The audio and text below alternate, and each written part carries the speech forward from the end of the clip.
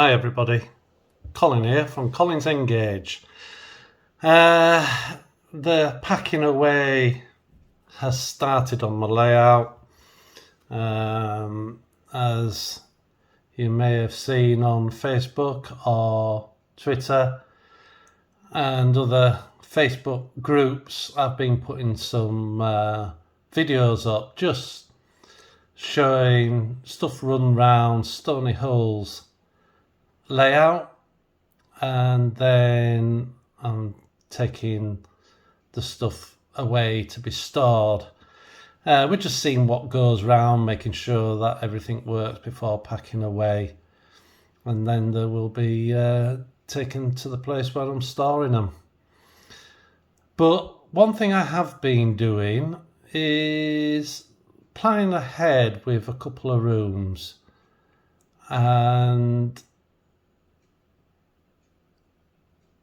one of them is a big room, mega room, and the other one is a bit smaller, and we're going to call that the fiddle room. And we're going to, can have a desk in there so I can do any building, repairs, whatever. Anything in there, and maybe get a 3D printer, because it's also going to have a fiddle yard. And in the mega room, this is roughly the size, and all of this is the lower level, all this, and it's 2 foot off the floor, and then the upper level is going to be 4 foot off the floor, so there's going to be a 2 foot gap in between this and the next. Now this is all English. There's a couple of helix.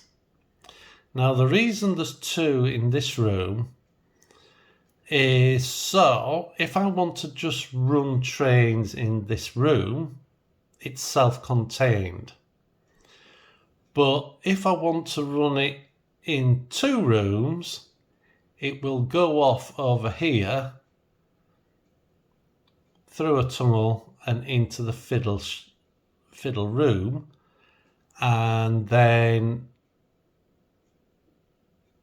carry on round that, up the helix in this case because it's coming from the lower, depending which way it goes, and then through the top back to this helix, down and back out here. Depending which way it goes, there's going to be 4 lines what are on a continuous loop, 2 fast and 2 slow, except for the American side, which I will explain. But this is the English. We've got a station in it. Round here is going to be buildings and a few here. It starts to rise from about there and goes up, and then it is on a level here all the way around, and then it starts to drop there back down to base level. It's going to be 2 or 3 inches higher. And the peninsula, this big black line, is a road system. I'm going to use Fuller and have it moving. I think it'd be quite nice, that. This is a container yard. Now, it's a pretty decent size, as you can see. Let's zoom in. So the water area is going to be 2,375 millimeters, and I think inwards is about 400. I have found a place in America what do scale ships, container ships especially, and that's going to be built and go in there. And then there's going to be containers, as you can see, all the way around.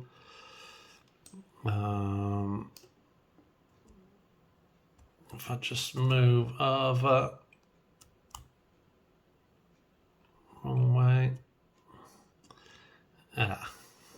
I see, said the blind man. Just let me zoom in a bit more, or zoom out.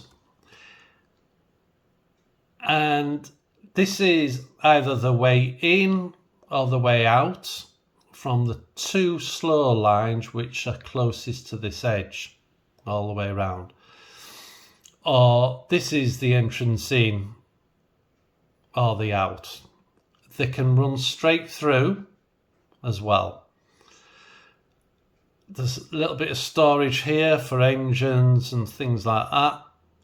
And then here, if I just zoom in, there's going to be 3 lines of loading of containers. Now, there will be more containers in it, but I've just represented with a few. Now, this grey board is going to be a back scene, so you can't see through to the other side on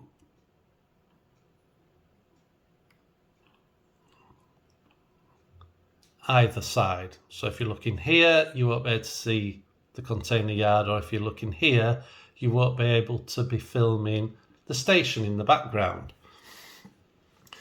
There'll be a hillside here because the train will come in and round, or go out round and weave itself down through trees and woodlands and stuff.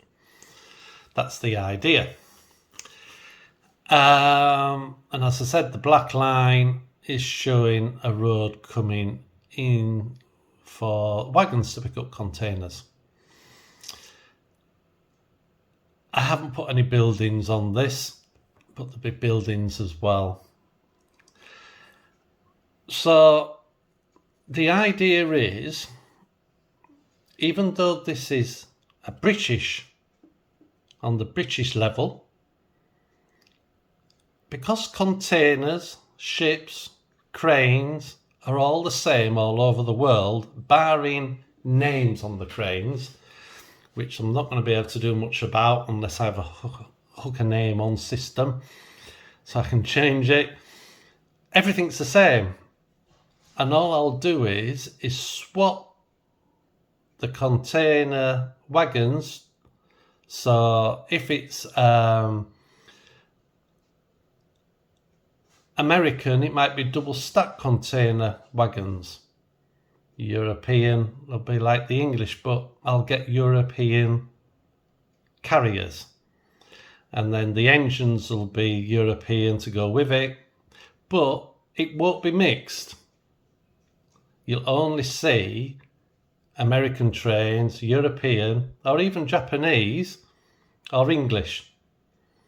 And this is the idea about it for me filming the layout. If it's British, you'll only be filmed in the British area. And then over here, just round here, now they're the fast lines, there's a couple of storage lines up here. All of this area from round here, just off screen, to this point here is going to be a cement works. Now the idea of that is because I can use lots of different types of wagons for delivery and taking away. There'll be buildings all over. Now, there's not a lot I can do about different buildings for different countries. It'll just have to be as it is. This area here is going to be a power station, unloading bay, and there's a back scene going around here. So you don't see any of the helix as it goes up or down. whichever that may be. And that's the English area. Now, the upper area, if I just change it to the upper level,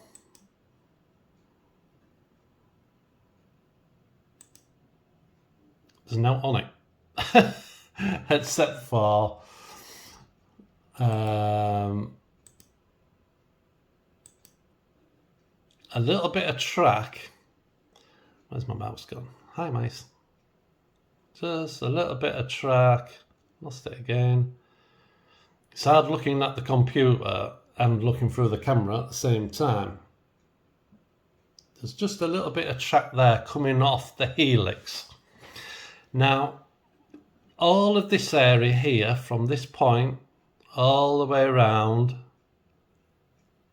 and along here, is going to be European. There'll be a hillside there as a scenic break to a station for the Japanese. Now, all I'm going to really show on the Japanese is what they do a lot of is people moving with the fast bullet trains or DMUs, whichever. And we're just going to have a station there to and just show different types of trains. And again, that'll only be filmed in that area. The goods lines will go past, but at the moment, I haven't got much good stuff for the Japanese, wagons and stuff.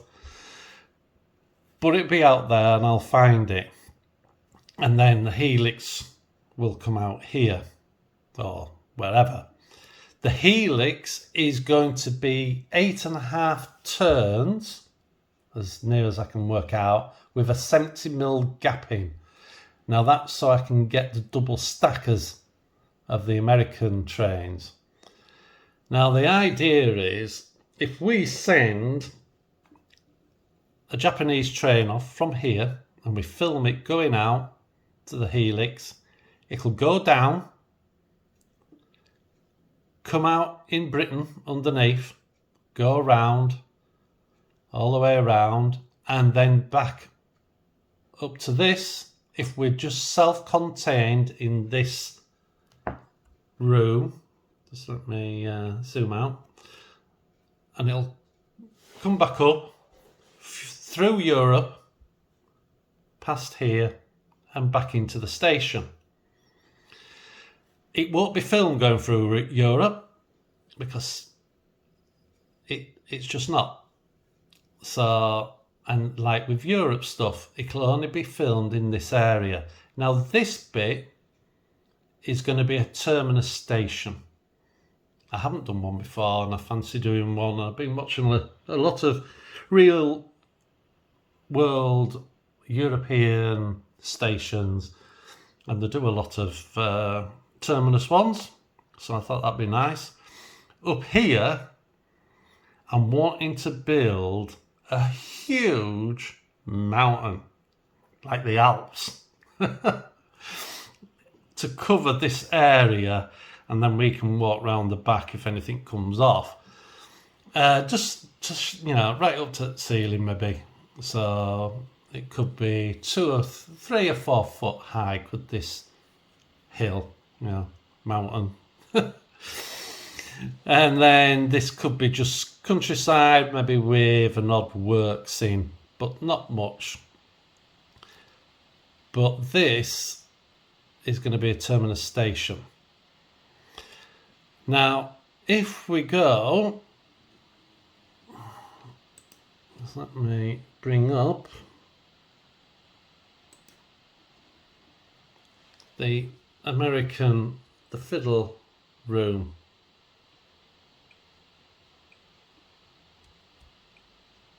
Now you can see the sizes. Now it's designed, both of these rooms are designed so I don't have to do any climbing underneath at all. Now at the moment, not done a lot in here. This is the 4 foot height level and this is going to be the American area. There is a board to go on here, because again, we're going to do it in such a way we can self-contain the American layout in this room. So if we're just working here for an hour, we can just have a bit of noise, a bit of train running round. There's 4 tracks here, and that is those 4 lines coming from this other room here. And it'll go all the way around the outside, and there'll be a back scene here so you don't see it. But at some point, the American will join onto it. I haven't decided where or how yet. And then there's going to be a helix here, and that is so it takes it down and into the fiddle yard. And the fiddle yard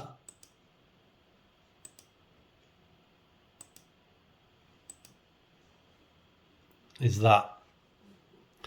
Now if I just zoom in a little bit,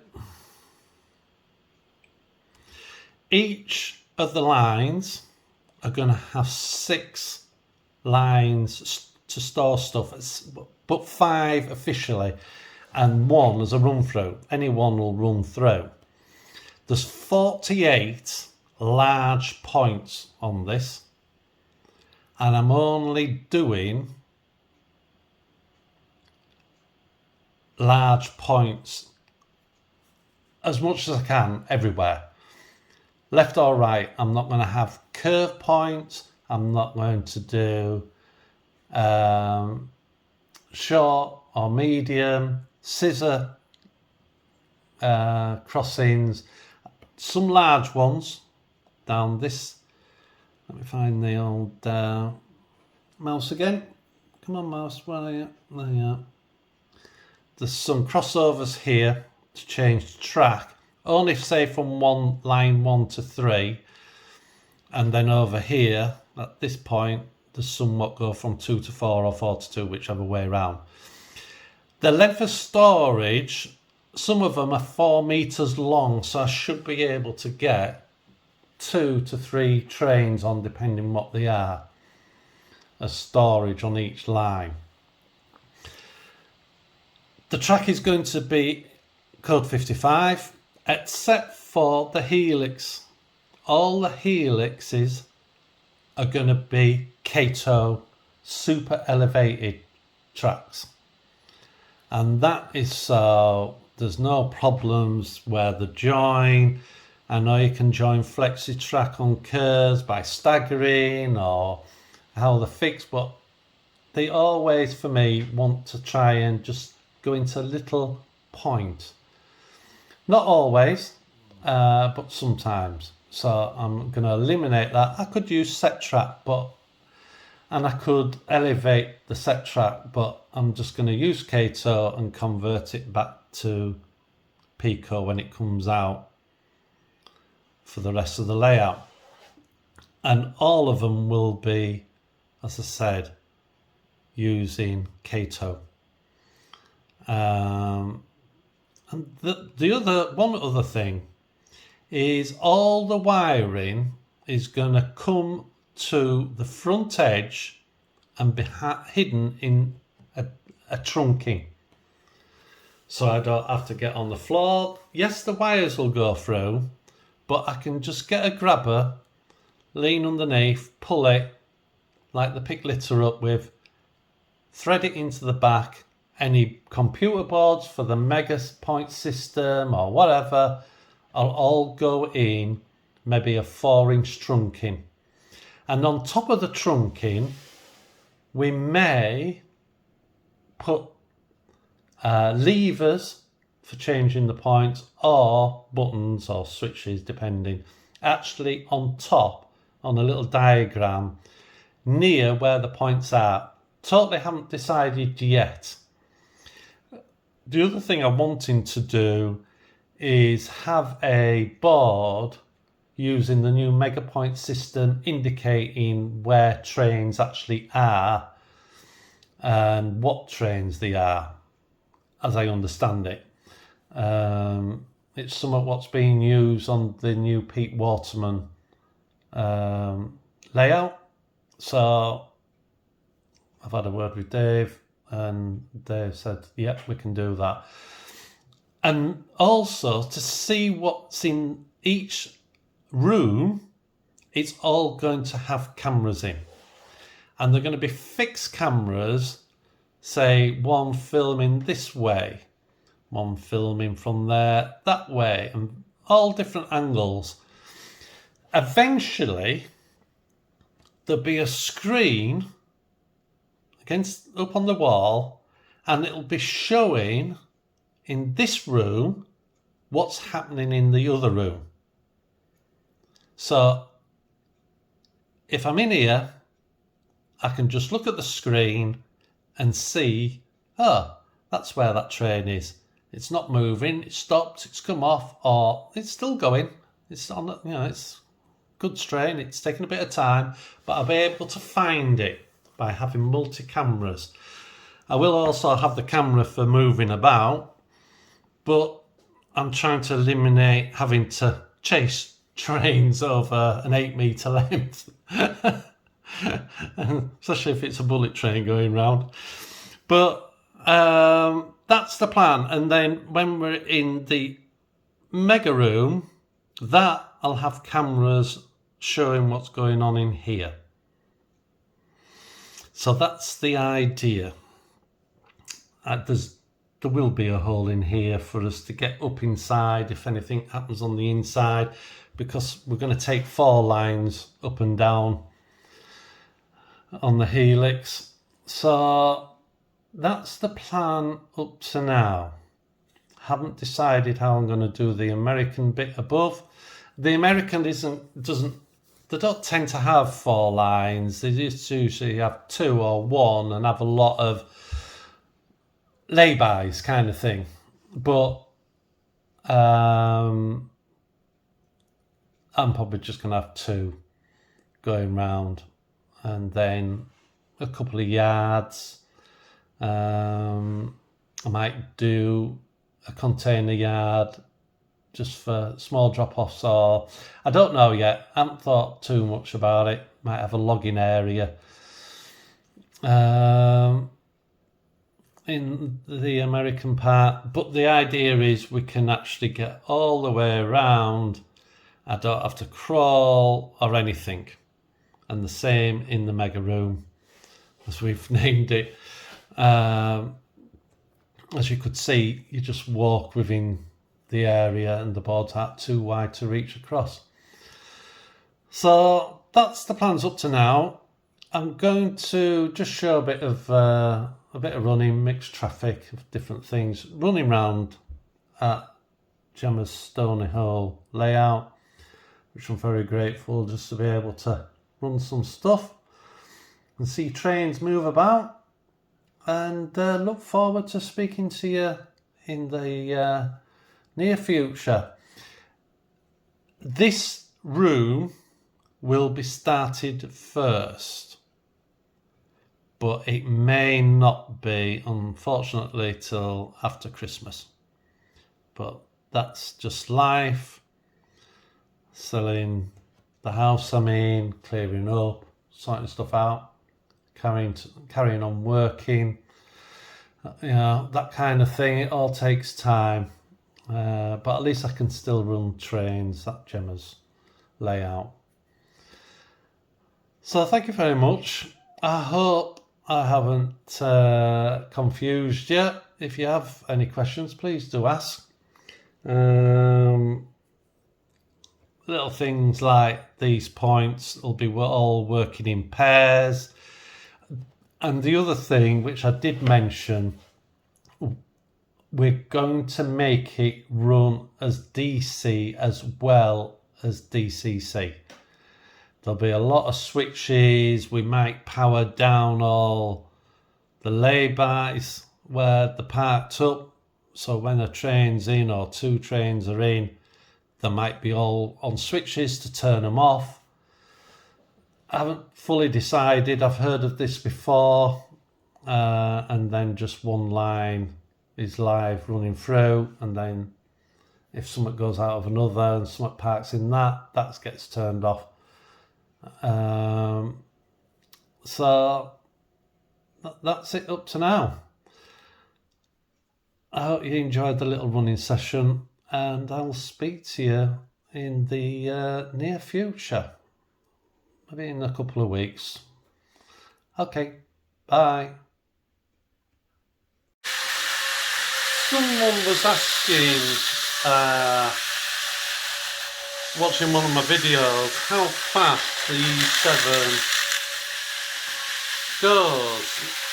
So I know it's going around Stoney-ole's layout, but the speed it's getting to is 171 scale speed.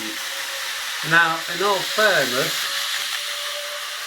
I'm saying it's 171. Did I see 177? No, 171.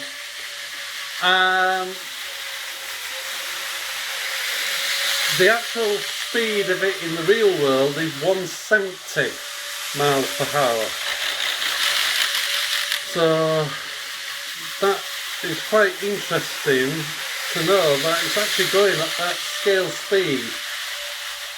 It is at its top speed as well, 172. So I can get it to run at its full speed, but unfortunately around Stoney-ole's layout, the layout wasn't designed for this, but the new Mega layout will be. So we'll just see it go past it once more. 172.